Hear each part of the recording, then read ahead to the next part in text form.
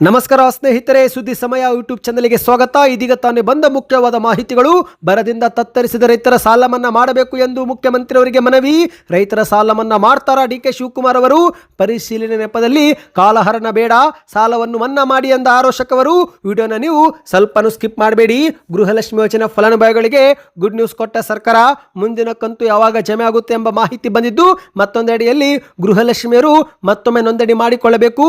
ಹಣ ಕೇಳಿದ್ರೆ ತಕ್ಷಣವೇ ಅಧಿಕಾರಿಗಳಿಗೆ ದೂರು ಕೊಡಿ ಎಂದು ಮಹಿಳಾ ಮತ್ತು ಮಕ್ಕಳ ಅಭಿವೃದ್ಧಿ ಇಲಾಖೆಯಿಂದ ಸೂಚನೆ. ಎಲ್ಲ ಮಾಹಿತಿ ನೋಡೋಣ. ದೇಶಾದ್ಯಂತ ರೈಲ್ವೆ ಪ್ರಯಾಣಿಕರಿಗೆ ಮುಖ್ಯವಾದ ಸೂಚನೆ. ಇನ್ನು ಮುಂದೆ ಮೊಬೈಲ್ನಲ್ಲಿ ಟಿಕೆಟ್ ತೋರಿಸಿದರೆ ನಡೆಯೋದಿಲ್ಲ, ದಂಡವನ್ನು ಕಟ್ಟಬೇಕಾಗುತ್ತೆ. ಯಾಕೆ ಹೊಸ ನಿಯಮ ಜಾರಿಗೆ ಮಾಡಲಾಯಿತು ಅದು ಕೂಡ ನೋಡೋಣ ಸ್ನೇಹಿತರೆ. ಮತ್ತೊಂದೆಡೆಯಲ್ಲಿ ಪಂಚ ಗ್ಯಾರಂಟಿ ಯೋಜನೆಗಳು ಯಾವುದೇ ಕಾರಣಕ್ಕೂ ನಿಲ್ಲೋದಿಲ್ಲ ಎಂದು ಡಿಕೆ ಶಿವಕುಮಾರ್ ಅವರ ಹೇಳಿಕೆ. ಮತ್ತೊಂದೆಡೆಯಲ್ಲಿ ಫುಟ್ಪಾತ್ ತೆರವು ಬೆನ್ನಲ್ಲೇ ಅನಾಥ ವಾಹನಗಳ ವಿರುದ್ಧ ಕಾರ್ಯಾಚರಣೆ ಆರಂಭ. ವಾಹನಗಳನ್ನು ಸೀಜ್ ಮಾಡಲು ಮುಂದಾದ ಸರ್ಕಾರ. ಎಲ್ಲ ಮಾಹಿತಿ ಡೀಟೇಲ್ ಆಗಿ ನೋಡೋಕ್ಕೂ ಮೊದಲು ನೀವು ಸುದ್ದಿ ಸಮಯ ಯೂಟ್ಯೂಬ್ ಚಾನೆಲ್ಗೆ ಮೊದಲು ಬಾರಿ ಭೇಟಿ ಕೊಡ್ತಾ ಇದ್ರೆ ದಯವಿಟ್ಟು ಸಬ್ಸ್ಕ್ರೈಬ್ ಬಟನ್ ಕ್ಲಿಕ್ ಮಾಡ್ತಾ ಪಕ್ಕದಲ್ಲಿ ಕಾಣಿಸೋ ಗಂಟೆ ಕೂಡ ಒತ್ತಿ. ಇದರಿಂದ ಕರ್ನಾಟಕದ ಮುಖ್ಯವಾದ ಮಾಹಿತಿಗಳು ನಿಮಗೆ ಸಿಗುತ್ತವೆ. ದಯವಿಟ್ಟು ವಿಡಿಯೋಗೆ ಲೈಕ್ ಮಾಡಿ ಮತ್ತು ವಿಡಿಯೋ ಪೂರ್ತಿಯಾಗಿ ನೋಡಿ. ಬನ್ನಿ ಸ್ನೇಹಿತರೆ, ಎಲ್ಲ ಮಾಹಿತಿಗಳನ್ನು ಡೀಟೇಲ್ ಆಗಿ ನೋಡೋಣ. ಇದೀಗ ರಾಜ್ಯದಲ್ಲಿ ಸಾಲ ಮನ್ನಾ ವಿಚಾರ ಭಾರಿ ಚರ್ಚೆ ಆಗ್ತಾ ಇದೆ. ಹೌದು, ಇತ್ತೀಚೆಗೆ ಮುಖ್ಯಮಂತ್ರಿ ಡಿಕೆ ಶಿವಕುಮಾರ್ ಅವರು ಸಾಲ ಮನ್ನಾ ಬಗ್ಗೆ ಮಾಹಿತಿ ಪಡೆದು ಪರಿಶೀಲನೆ ಮಾಡುತ್ತೇವೆ ಎಂಬ ಹೇಳಿಕೆ ಕೊಟ್ಟಿದ್ದು, ಇದೇ ಒಂದು ಹೇಳಿಕೆ ಬೆನ್ನಲ್ಲೇ ವಿಪಕ್ಷಗಳಿಂದಲೂ ಕೂಡ ಸಾಲ ಮನ್ನಾ ಮಾಡಲೇಬೇಕು ಎನ್ನುವ ಆಗ್ರಹಗಳು ಕೇಳಿ ಬರುತ್ತಿವೆ. ಹೌದು ಸ್ನೇಹಿತರೆ, ಇತ್ತೀಚೆಗೆ ಕಲಬುರಗಿಗೆ ಭೇಟಿ ಕೊಟ್ಟಂತ ವೇಳೆ ರೈತರೊಬ್ಬರು ಡಿಕೆ ಶಿವಕುಮಾರ್ ಅವರ ಮುಂದೆ ತಮ್ಮ ಎದೆ ಬರೆದುಕೊಂಡು ರೈತರ ಸಾಲ ಮನ್ನಾ ಮಾಡಿ ಎಂದು ಬೇಡಿಕೆ ಇಟ್ಟಿದ್ದು, ಆಗ ಅದಕ್ಕೆ ಡಿಕೆ ಶಿವಕುಮಾರ್ ಅವರು ಆಯ್ತು, ಅಹವಾಲು ಕೊಡಿ, ಈ ಬಗ್ಗೆ ನೋಡ್ತೀವಿ, ಯಾವ ಸಾಲ, ಯಾವ ವರ್ಷದ ಸಾಲ, ಎಷ್ಟು ಮೊತ್ತ ಸಾಲ ಎಲ್ಲವನ್ನು ವಿವರ ಪಡೆದುಕೊಂಡು ಸಾಲ ಮನ್ನಾ ಬಗ್ಗೆ ಪರಿಶೀಲನೆ ಮಾಡುತ್ತೇವೆ ಎಂದಿದ್ದಾರೆ. ಹೌದು ಗೆಳೆಯರೆ, ಈಗಾಗಲೇ ತಮಿಳುನಾಡು ಮತ್ತು ಮಹಾರಾಷ್ಟ್ರ ಸರ್ಕಾರ ಅಲ್ಲಿನ ರೈತರ ಸಾಲ ಮನ್ನಾ ಘೋಷಣೆ ಮಾಡಿದ್ದು, ಅದರಂತೆ ಕರ್ನಾಟಕದಲ್ಲೂ ಕೂಡ ಸಾಲವನ್ನು ಮನ್ನಾ ಮಾಡಬೇಕು ಎನ್ನುವ ಕೂಗು ಕೇಳಿ ಬಂದಿದೆ. ಇನ್ನು ನಿನ್ನೆ ಡಿಕೆ ಶಿವಕುಮಾರ್ ಅವರು ಬೆಳಗಾವಿ ಜಿಲ್ಲೆಗೆ ಭೇಟಿ ಕೊಟ್ಟಿದ್ದು, ಅಲ್ಲಿಯೂ ಕೂಡ ರೈತ ಸಂಘ ರೈತರ ಸಾಲವನ್ನ ಮನ್ನಾ ಮಾಡಬೇಕು ಎನ್ನುವ ಮನವಿ ಪತ್ರವನ್ನ ಮುಖ್ಯಮಂತ್ರಿಯವರಿಗೆ ಸಲ್ಲಿಸಿದ್ದಾರೆ. ಹೌದು, ಬರದಿಂದ ತತ್ತರಿಸಿದ ರೈತರ ಸಾಲವನ್ನ ಮನ್ನಾ ಮಾಡಬೇಕು ಸೇರಿ ಹಲವು ಬೇಡಿಕೆಗಳನ್ನು ಆಗ್ರಹಿಸಿ ನಿನ್ನೆ ಕರ್ನಾಟಕ ರಾಜ್ಯ ರೈತ ಸಂಘದ ನೇತೃತ್ವದಲ್ಲಿ ರೈತರು ಮುಖ್ಯಮಂತ್ರಿಯವರಿಗೆ ಮನವಿ ಕೊಟ್ಟಿದ್ದಾರೆ. ಚೂನಪ್ಪ ಪೂಜೇರಿ ಎನ್ನುವರ ನೇತೃತ್ವದಲ್ಲಿ ಈ ಒಂದು ಸಾಲ ಮನ್ನಾ ಮನವಿ ಸಲ್ಲಿಕೆ ಮಾಡಲಾಗಿದೆ. ಹೌದು, ಸಾಲ ಬಾಧೆಯಿಂದ ಇತ್ತೀಚೆಗೆ ಆತ್ಮಹತ್ಯೆಗೆ ಶರಣಾದಂತ 56 ನೇಕಾರರ ಕುಟುಂಬಗಳಿಗೆ ತಲಾ 10 ಲಕ್ಷ ಪರಿಹಾರ ಕೊಡಬೇಕು ಮತ್ತು ರಾಜ್ಯದ ರೈತರ ಸಾಲವನ್ನು ಮನ್ನಾ ಮಾಡಬೇಕು ಎಂದು ಬೇಡಿಕೆ ಇಡಲಾಗಿದೆ. ಹೌದು ಗೆಳೆಯರೆ, ಇದೀಗ ರಾಜ್ಯದಲ್ಲಿ ಸಾಲ ಮನ್ನಾವಾಗುವ ನಿರೀಕ್ಷೆ ಇದೆ. ಯಾಕಂದ್ರೆ ಸ್ವತಃ ಮುಖ್ಯಮಂತ್ರಿ ಡಿಕೆ ಶಿವಕುಮಾರ್ ಅವರು ಸಾಲ ಮನ್ನಾ ಬಗ್ಗೆ ಪರಿಶೀಲನೆ ಮಾಡುವುದಾಗಿ ಹೇಳಿದ್ದಾರೆ. ಹೌದು, ಸಾಲ ಮನ್ನಾ ಮಾಡುವುದು ಅಷ್ಟೊಂದು ಸುಲಭವಲ್ಲ, ಆದರೂ ಕೂಡ ಈ ಬಗ್ಗೆ ಪರಿಶೀಲನೆ ಮಾಡುವುದಾಗಿ ಸ್ವತಃ ಮುಖ್ಯಮಂತ್ರಿಯವರು ಹೇಳಿಕೆ ಕೊಟ್ಟಿದ್ದಾರೆ. ಇನ್ನು ಇದೇ ಒಂದು ವಿಚಾರ ಈಗ ಭಾರಿ ಸದ್ದು ಮಾಡುತ್ತಿದ್ದಂತೆ ವಿಪಕ್ಷದವರು ರೈತರ 50,000 ರೂಪಾಯಿವರೆಗಿನ ಸಾಲವನ್ನ ಮನ್ನಾ ಮಾಡಲೇಬೇಕು ಎಂದು ಆಗ್ರಹ ಮಾಡಿದ್ದಾರೆ. ಹೌದು, ಪರಿಶೀಲನೆ ನೆಪದಲ್ಲಿ ಕಾಲಹರಣ ಮಾಡುವುದು ಬೇಡ, ತಕ್ಷಣವೇ ರೈತರ ಸಾಲ ಮನ್ನಾ ಘೋಷಣೆ ಮಾಡಿ ಎಂದು ರಾಜ್ಯ ಸರ್ಕಾರಕ್ಕೆ ಆರೋಶಕವರು ಒತ್ತಾಯಿಸಿದ್ದು, ಮುಖ್ಯಮಂತ್ರಿ ಡಿಕೆ ಶಿವಕುಮಾರ್ ಅವರಿಗೆ ಪತ್ರವೂ ಕೂಡ ಬರೆದಿದ್ದಾರೆ. ಕರ್ನಾಟಕದಲ್ಲಿ ಬರಗಾಲ ಮತ್ತು ಪ್ರವಾಹದಿಂದ ಕಂಗಾಲಾಗಿರುವ ರೈತರ ನೆರವಿಗೆ ಸರ್ಕಾರ ತಕ್ಷಣವೇ ಧಾವಿಸಬೇಕು ಎಂದು ಆರೋಶಕವರು ಒತ್ತಾಯಿಸಿದ್ದಾರೆ. ಸಂಕಷ್ಟದಲ್ಲಿರುವ ಅನ್ನದಾತರ 50,000 ರೂಪಾಯಿವರೆಗಿನ ಕನಿಷ್ಠ ಸಾಲವನ್ನು ತಕ್ಷಣವೇ ಮನ್ನಾ ಮಾಡಬೇಕು ಎಂದು ಕೂಡ ಹೇಳಿಕೆ ಕೊಟ್ಟಿದ್ದಾರೆ. ಮಾಧ್ಯಮಗಳ ಮುಂದೆ ಮಾತನಾಡಿದಂಥ ಆರೋಶಕವರು ಈಗ ಮುಖ್ಯಮಂತ್ರಿ ಡಿಕೆ ಶಿವಕುಮಾರ್ ಅವರು ಬರ ಪೀಡಿತ ರೈತರ ಸಾಲ ಮನ್ನಾ ಕುರಿತು ಪರಿಶೀಲನೆ ಮಾಡುವುದಾಗಿ ಹೇಳಿಕೆ ಕೊಟ್ಟಿದ್ದಾರೆ. ಆದರೆ ಪ್ರಸ್ತುತ ಪರಿಸ್ಥಿತಿಯಲ್ಲಿ ರೈತರಿಗೆ ಬೇಕಾಗಿರುವುದು ಬರೀ ಭರವಸೆ ಮಾತುಗಳಲ್ಲ, ಬರೀ ಭರವಸೆ ಪರಿಶೀಲನೆ ಅಲ್ಲ, ಆದರೆ ತಕ್ಷಣವೇ ಸರ್ಕಾರದ ದೃಢ ನಿರ್ಧಾರ ಬೇಕು. ಆದ್ದರಿಂದ ವಿಳಂಬ ಮಾಡದೆ, ಕಾಲಹರಣ ಮಾಡದೆ ಬರ ಮತ್ತು ಪ್ರವಾಹದಿಂದ ತತ್ತರಿಸಿದ ಎಲ್ಲಾ ರೈತರ 50,000 ರೂಪಾಯಿ ಸಾಲವನ್ನು ಮನ್ನಾ ಎಂದು ಸರ್ಕಾರ ಘೋಷಣೆ ಮಾಡಬೇಕು, ರೈತರ ಸಂಕಷ್ಟಕ್ಕೆ ಸ್ಪಂದಿಸಬೇಕು ಎಂದು ಆರೋಶಕವರು ಒತ್ತಾಯಿಸಿದ್ದಾರೆ. ಇದೇ ಮಧ್ಯೆ ಸ್ನೇಹಿತರೆ, ಇತ್ತೀಚೆಗೆ ಸಭೆಯೊಂದರಲ್ಲಿ ಡಿಕೆ ಶಿವಕುಮಾರ್ ಅವರು ರಾಜ್ಯದ ಬರ ಪರಿಹಾರ ಕಾಮಗಾರಿಗಳಿಗಾಗಿ ಕೇಂದ್ರ ಸರ್ಕಾರ ಕೂಡಲೇ 10,000 ಕೋಟಿ ರೂಪಾಯಿ ಬಿಡುಗಡೆ ಮಾಡಬೇಕು ಎಂದು ಹೇಳಿಕೆ ಕೊಟ್ಟಿದ್ದು, ಈ ಒಂದು ಹೇಳಿಕೆಯನ್ನ ಆರೋಶಕ್ ಅವರು ಖಂಡಿಸಿದ್ದಾರೆ. ಕಾಂಗ್ರೆಸ್ ಸರ್ಕಾರ ನೀಡಿರುವ ಈ ಒಂದು ಹೇಳಿಕೆ ಅತ್ಯಂತ ಬೇಜವಾಬ್ದಾರಿಯುತ ಮತ್ತು ದುರದೃಷ್ಟಕರ.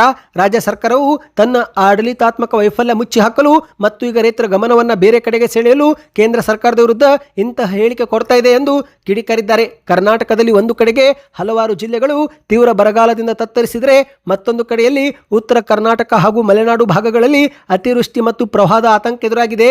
ಲಕ್ಷಾಂತರ ರೈತರು, ಕೃಷಿ ಕಾರ್ಮಿಕರು ಮತ್ತು ಗ್ರಾಮೀಣ ಭಾಗದ ಕುಟುಂಬಗಳು ತೀವ್ರ ಆರ್ಥಿಕ ಸಂಕಷ್ಟ ಎದುರಿಸುತ್ತಿದ್ದು, ಆ ಎಲ್ಲಾ ಕುಟುಂಬಗಳು ಸರ್ಕಾರದ ತುರ್ತು ನೆರವಿಗಾಗಿ ಕಾದು ಕುಳಿತಿದೆ. ಇಂತಹ ಗಂಭೀರ ಪರಿಸ್ಥಿತಿಯಲ್ಲಿ ಸರ್ಕಾರ ಕೇವಲ ಕಾಲಹರಣ ಮಾಡಬಾರದು, ತಕ್ಷಣವೇ ಕಾರ್ಯಪ್ರವೃತ್ತರಾಗಬೇಕು ಎಂದು ಆರೋಶಕ್ ಅವರು ಎಚ್ಚರಿಕೆ ಕೊಟ್ಟಿದ್ದಾರೆ. ಕೂಡಲೇ ರೈತರ ಸಾಲವನ್ನು ಕೂಡ ಮನ್ನಾ ಎಂದು ಸರ್ಕಾರ ಘೋಷಣೆ ಮಾಡಬೇಕು ಎಂದು ಹೇಳಿದ್ದಾರೆ. ನೀವು ಕೂಡ ಏನಾದರೂ ಸಾಲ ಮನ್ನಾ ನಿರೀಕ್ಷೆಯಲ್ಲಿದ್ದರೆ, ಬೆಳೆ ಸಾಲ ಮಾಡಿದ್ರೆ, ಯಾವ ವರ್ಷದಲ್ಲಿ ಸಾಲ ಮಾಡಿದ್ದೀರಾ, ಎಷ್ಟು ಮಾಡಿದ್ದೀರಾ ಕಮೆಂಟ್ ಮಾಡಿ. ಇದರಿಂದ ಒಂದು ಉತ್ತಮ ಫೀಡ್ಬ್ಯಾಕ್ ಸಿಗುತ್ತೆ. ಬನ್ನಿ ಗೆಳೆಯರೆ, ಮತ್ತೊಂದು ಮಾಹಿತಿಗೆ ಹೋಗೋಣ. ರಾಜ್ಯದ ಗೃಹಲಕ್ಷ್ಮಿ ಯೋಜನೆ ಫಲಾನುಭವಿಗಳಿಗೆ ಒಂದು ಮುಖ್ಯವಾದ ಸೂಚನೆ. ಗೃಹಲಕ್ಷ್ಮಿ ನೋಂದಣಿಗೆ ಹಣ ಕೇಳಿದರೆ ತಕ್ಷಣವೇ ಅಧಿಕಾರಿಗಳಿಗೆ ದೂರು ನೀಡಿ ಎಂದು ಮಹಿಳಾ ಮತ್ತು ಮಕ್ಕಳ ಅಭಿವೃದ್ಧಿ ಇಲಾಖೆಯು ಸೂಚನೆ ಕೊಟ್ಟಿದೆ. ಹೌದು, ಕರ್ನಾಟಕ ಸರ್ಕಾರದ ಮಹತ್ವಾಕಾಂಕ್ಷಿ ಯೋಜನೆ ಆದ ಗೃಹಲಕ್ಷ್ಮಿ ಯೋಜನೆ ನೋಂದಣಿ ವೇಳೆ ಈ ಒಂದು ಸಾರ್ವಜನಿಕರಿಂದ ಹಣ ವಸೂಲಿ ಮಾಡುತ್ತಿರುವ ದೂರುಗಳು ಕೇಳಿ ಬಂದಿದ್ದು, ಹಾಗಾಗಿ ಮಹಿಳಾ ಮತ್ತು ಮಕ್ಕಳ ಅಭಿವೃದ್ಧಿ ಇಲಾಖೆ ಇಂತಹ ವಂಚಕರ ವಿರುದ್ಧ ಕಠಿಣ ಎಚ್ಚರಿಕೆ ಕೊಟ್ಟಿದೆ. ಹೌದು, ಗೃಹಲಕ್ಷ್ಮಿ ನೋಂದಣಿ ಹೆಸರಿನಲ್ಲಿ ಯಾರಾದರೂ ಹಣ ಕೇಳಿದರೆ ತಕ್ಷಣವೇ ಸಂಬಂಧಪಟ್ಟ ಅಧಿಕಾರಿಗಳಿಗೆ ದೂರು ಕೊಡಬೇಕು ಎಂದು ಮಹಿಳೆಯರಿಗೆ ಅಧಿಕೃತ ಸೂಚನೆ ಕೊಡಲಾಗಿದೆ.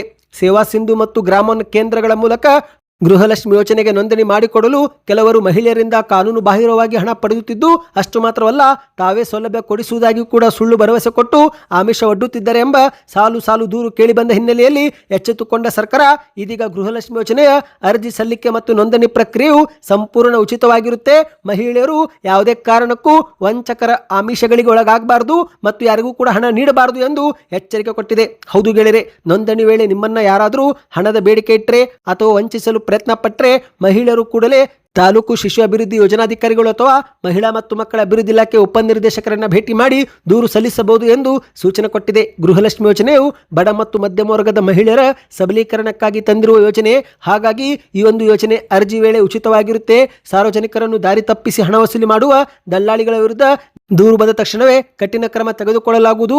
ಯಾವುದೇ ಕೇಂದ್ರಗಳಲ್ಲಿ ಹಣ ಕೇಳಿದ್ರೂ ತಕ್ಷಣವೇ ದೂರು ನೀಡಿ ಎಂದು ಅಧಿಕಾರಿಗಳು ತಿಳಿಸಿದ್ದಾರೆ ಸ್ನೇಹಿತರೆ. ಮತ್ತು ಈಗ ಗೃಹಲಕ್ಷ್ಮಿ ಯೋಜನೆ ಕುರಿತಂತೆ ಮತ್ತೊಂದು ಸಿಹಿ ಸುದ್ದಿ ಬಂದಿದೆ. ಹೌದು, ಬಹುದಿನಗಳಿಂದ ಗೃಹಲಕ್ಷ್ಮಿ ಯೋಜನೆ ಹಣ ಜಮಾ ಆಗಿರುವ ಅಥವಾ ಮುಂದೆ ಜಮಾ ಮಾಡುವ ಮಾಹಿತಿ ಲಭ್ಯವಾಗಿದ್ದಿಲ್ಲ.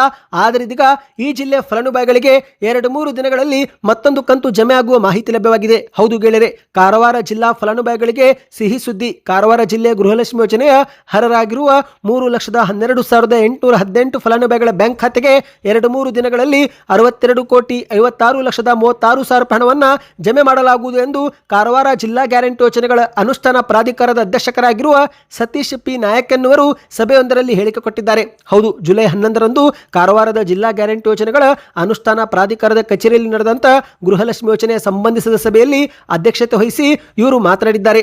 ಗೃಹಲಕ್ಷ್ಮಿ ಗ್ಯಾರಂಟಿ ಯೋಜನೆಯ ಒಂದೇ ಫಲಾನುಭವಿ ಹೆಸರಲ್ಲಿ ಹಲವು ಖಾತೆ ಹೊಂದಿರುವ ಸಾಧ್ಯತೆ ಇದ್ದು, ಇದೇ ಒಂದು ಹಿನ್ನೆಲೆಯಲ್ಲಿ ಸರ್ಕಾರದ ನಿರ್ದೇಶನದಂತೆ ಕಾರವಾರ ಜಿಲ್ಲೆಯಲ್ಲಿ 26,986 ಫಲಾನುಭವಿಗಳ ಖಾತೆ ಮರುಪರಿಶೀಲನೆ ಮಾಡಲಾಯಿತು. ಈ ಒಂದು ಮರುಪರಿಶೀಲನೆ ತಪಾಸಣೆ ವೇಳೆ ಕಾರವಾರ ಜಿಲ್ಲೆಯಲ್ಲಿ ಯಾವುದೇ ಫಲಾನುಭವಿ ಬ್ಯಾಂಕ್ ಖಾತೆಗೆ ಒಂದೇ ತಿಂಗಳಲ್ಲಿ ಹಲವು ಬಾರಿ ಹಣ ಜಮಾ ಆಗಿರುವುದು ಕಂಡು ಬಂದಿಲ್ಲ. ಒಂದೇ ಫಲಾನುಭವಿ ಹೆಸರಲ್ಲಿ ಹಲವು ಖಾತೆ ಇದ್ದು ಅವುಗಳಿಗೆ ಹಣ ಜಮಾ ಆಗಿರುವುದು ಕೂಡ ಬೆಳಕಿಗೆ ಬಂದಿಲ್ಲ. ಹಾಗಾಗಿ ಇಲ್ಲಿನ ಗೃಹಲಕ್ಷ್ಮಿ ಯೋಜನಾ ಫಲಾನುಭವಿಗಳು ಯಾವುದೇ ರೀತಿ ಆತಂಕ ಪಡುವ ಅಗತ್ಯವಿಲ್ಲ ಎಂದು ಸ್ಪಷ್ಟಪಡಿಸಿದ್ದಾರೆ. ಅಂದ್ರೆ ಸ್ನೇಹಿತರೆ, ಈಗ ಇಲ್ಲಿ ಗುಡ್ ನ್ಯೂಸ್ ಏನೆಂದ್ರೆ ಕಾರವಾರ ಜಿಲ್ಲಾ ಫಲಾನುಭವಿಗಳಿಗೆ 2-3 ದಿನಗಳಲ್ಲಿ ಈ ಒಂದು ಹಣ ಜಮಾ ಆಗುವ ಸಾಧ್ಯತೆ ಇದೆ. ಅಂದಹಾಗೆ ಸ್ನೇಹಿತರೆ, ರಾಜ್ಯ ಸರ್ಕಾರ ಪ್ರತಿ ಬಾರಿ ಒಂದು ಜಿಲ್ಲೆಗೆ ಹಣ ಬಿಡುಗಡೆ ಮಾಡಿದ್ರೆ ಮತ್ತೊಂದು ಜಿಲ್ಲೆಗೂ ಕೂಡ ಹಣ ಜಮೆ ಮಾಡುತ್ತೆ. ಅಂದ್ರೆ ಹಂತ ಹಂತವಾಗಿ ಸರ್ಕಾರ ಪ್ರತಿ ಬಾರಿ ಹಣವನ್ನ ಬಿಡುಗಡೆ ಮಾಡಿದೆ. ಎಲ್ಲಾ ಜಿಲ್ಲೆಗಳಿಗೆ ಒಂದೇ ಬಾರಿ ಹಣವನ್ನ ಸರ್ಕಾರ ಎಂದೂ ಕೂಡ ಹಾಕಿಲ್ಲ. ಒಂದು ಜಿಲ್ಲೆಗೆ ಜಮಾ ಆಯ್ತಂದ್ರೆ ಅದರ ಅರ್ಥ ಮುಂದಿನ ದಿನಗಳಲ್ಲಿ ಮತ್ತೊಂದು ಜಿಲ್ಲೆಗೂ ಕೂಡ ಜಮೆ ಆಗುತ್ತೆ ಎಂಬ ಅರ್ಥವಿರುತ್ತೆ ಸ್ನೇಹಿತರೆ. ಹಾಗಾಗಿ ಫಲಾನುಭವಿಗಳು ಶೀಘ್ರದಲ್ಲಿ ಹಣ ಪಡೆದುಕೊಳ್ಳುವ ಸಾಧ್ಯತೆ ಇದೆ. ನಿಮ್ಮ ಬ್ಯಾಂಕ್ ಖಾತೆಗೆ ಕೊನೆಯ ಕಂತು ಯಾವಾಗ ಬಂದಿತ್ತು ಅದನ್ನು ನೀವು ನಮಗೆ ಕಮೆಂಟ್ ಮಾಡಿ. ಬನ್ನಿ ಗೆಳೆಯರೆ, ಗ್ಯಾರಂಟಿ ಯೋಜನೆಗೆ ಸಂಬಂಧಿಸಿದಂತೆ ಮತ್ತೊಂದು ಮಾಹಿತಿ ನೋಡೋಣ.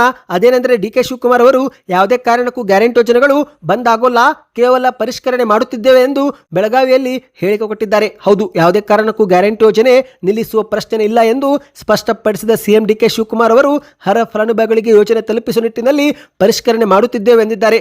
ಯೋಜನೆಗಳು ಸಂಪೂರ್ಣವಾಗಿ ಯಶಸ್ವಿಯಾಗಬೇಕಾದ್ರೆ ಲೋಪದೋಷ ತಿದ್ದಿಕೊಳ್ಳುವುದು ಅಗತ್ಯ. ಅನರ್ಹರಿಗೆ ಈ ಒಂದು ಹಣ ಜಮೆ ಆಗುತ್ತಿದ್ದು, ಹಾಗಾಗಿ ಅವರ ಕೈಗೆ ಹಣ ಜಮೆ ಆಗುತ್ತಿದ್ರೆ ಅದನ್ನು ತಡೆದು ನಿಜವಾದ ಬಡವರಿಗೆ ಯೋಜನೆ ತಲುಪಿಸಲು ಈ ಒಂದು ಪರಿಷ್ಕರಣೆ ಸಹಕಾರಿಯಾಗಲಿದೆ ಎಂದು ಸಿಎಂ ಡಿ.ಕೆ. ಶಿವಕುಮಾರ್ ಅವರು ಹೇಳಿದ್ದಾರೆ. ಬನ್ನಿ ಸ್ನೇಹಿತರೆ, ಮತ್ತೊಂದು ಮಾಹಿತಿಗೆ ಹೋಗೋಣ. ದೇಶಾದ್ಯಂತ ಎಲ್ಲಾ ರೈಲ್ವೆ ಪ್ರಯಾಣಿಕರಿಗೆ ಮುಖ್ಯವಾದ ಸೂಚನೆ. ಇನ್ನು ಮುಂದೆ ಮೊಬೈಲ್ನಲ್ಲಿ ಟಿಕೆಟ್ ತೋರಿಸಿದ್ರೆ ನಡೆಯೋದಿಲ್ಲ, ದಂಡವನ್ನ ಕಟ್ಟಬೇಕಾಗುತ್ತೆ. ಹೌದು, ರೈಲು ನಿಲ್ದಾಣಗಳಲ್ಲಿ ಕೌಂಟರ್ನಲ್ಲಿ ಸಾಲಲ್ಲಿ ನಿಲ್ಲದೆ ಆರಾಮಾಗಿ ಮೊಬೈಲ್ನಲ್ಲಿ ಆನ್ಲೈನ್ ಮೂಲಕ ಹಲವರು ಟಿಕೆಟ್ ಬುಕ್ ಮಾಡಿಕೊಳ್ಳುತ್ತಾರೆ.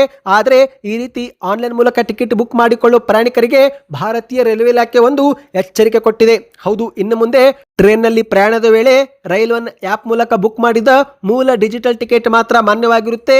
ನೀವೇನಾದರೂ ಮೊಬೈಲ್ನಲ್ಲಿ ಫೋಟೋ ತೋರಿಸಿದರೆ, ಸ್ಕ್ರೀನ್ ಶಾಟ್ ತೋರಿಸಿದರೆ, PDF ಜೆರಾಕ್ಸ್ ಪ್ರತಿ ತೋರಿಸಿದರೆ ಅಥವಾ ವಾಟ್ಸಪ್ ಮೂಲಕ ಇತರೆ ಮೆಸೇಜ್ ತೋರಿಸಿದರೆ ಇವ್ಯಾವುದೂ ಕೂಡ ಇನ್ನು ಮುಂದೆ ಮಾನ್ಯವಾಗಿರೋದಿಲ್ಲ. ಹೌದು, ರೈಲ್ವೆ ಮಂಡಳಿ ಈ ಒಂದು ನಿಯಮದಲ್ಲಿ ಬದಲಾವಣೆ ಮಾಡಿದೆ ಸ್ನೇಹಿತರೆ. ಇನ್ನು ಮುಂದೆ ಸ್ಕ್ರೀನ್ ಶಾಟು ಮಾನ್ಯವಾಗಿರೋದಿಲ್ಲ. ಇಂತಹ ದಾಖಲೆ ತೋರಿಸಿದರೂ ಕೂಡ ದಂಡವನ್ನ ಕಟ್ಟಬೇಕಾಗುತ್ತೆ. ಹೌದು ಸ್ನೇಹಿತರೆ, ಹಾಗಾದ್ರೆ ಯಾವ ದಾಖಲೆ ನಡೆಯುತ್ತೆ, ಯಾವುದು ಮಾನ್ಯ ಎಂಬ ಪ್ರಶ್ನೆ ಇದ್ರೆ ಅದಕ್ಕೆ ಉತ್ತರ ಸ್ನೇಹಿತರೆ, ಪ್ರಯಾಣಿಕರು ಟಿಕೆಟ್ ಬುಕ್ ಮಾಡಿದ ಅದೇ ಮೊಬೈಲ್ ಸಂಖ್ಯೆ ಮತ್ತು ಅದೇ ಮೊಬೈಲ್ನಲ್ಲಿ ರೈಲ್ ಒನ್ ಆ್ಯಪ್ ತೆರೆಯುವ ಮೂಲಕವೇ ಈ ಒಂದು ಟಿಕೆಟ್ ಅನ್ನು ನೀವು ತೋರಿಸಬೇಕಾಗುತ್ತೆ. ಹೌದು, ಅಪ್ಲಿಕೇಶನ್ ತೆರೆಯುವ ಮೂಲಕ ಟಿಕೆಟ್ ಅನ್ನು ದೃಢೀಕರಿಸಬೇಕು.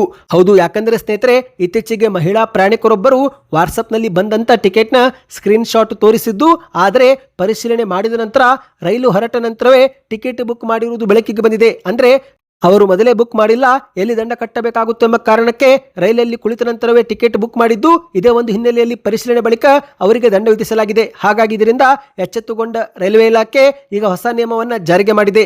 ರೈಲು ಹೊರಡುವ ಮುನ್ನವೇ ಟಿಕೆಟ್ ಅನ್ನು ಬುಕ್ ಮಾಡಿರಬೇಕು ಎನ್ನುವ ನಿಯಮ ಜಾರಿಗೆ ಮಾಡಲಾಗಿದ್ದು, ಇದರ ಜೊತೆಗೆ ಸ್ಕ್ರೀನ್ ಶಾಟು, ಮೆಸೇಜು ಮತ್ತು ಮೊಬೈಲ್ನಲ್ಲಿ ಉಳಿಸಿಕೊಂಡಿರುವ ಟಿಕೆಟ್ ಫೋಟೋ ಇನ್ನು ಮುಂದೆ ನಡೆಯೋದಿಲ್ಲ ಎನ್ನುವ ನಿಯಮ ಜಾರಿಗೆ ಮಾಡಲಾಗಿದೆ. ಬನ್ನಿ ಗೆಳೆಯರೆ, ಕೊನೆಯ ಮಾಹಿತಿಗೆ ಹೋಗೋಣ.